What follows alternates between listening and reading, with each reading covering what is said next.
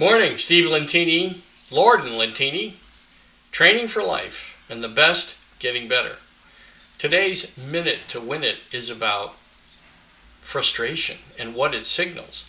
So if you're frustrated or if you feel like you're not fulfilled, even though, let's say, you're hitting all your goals as a salesperson, a business person, your business is doing well, but you don't feel fulfilled, it's because you've lost the presence of living in the moment.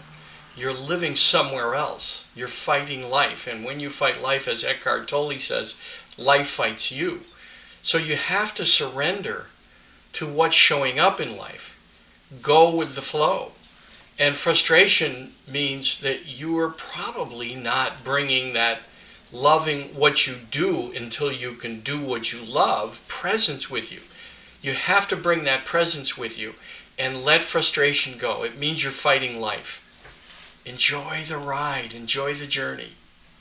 Thanks. More information on all these programs and the thoughts I have is steve@stevelentini.com, steve@stevelentini.com. You can enroll for any of my programs. I'll help you succeed. Thanks.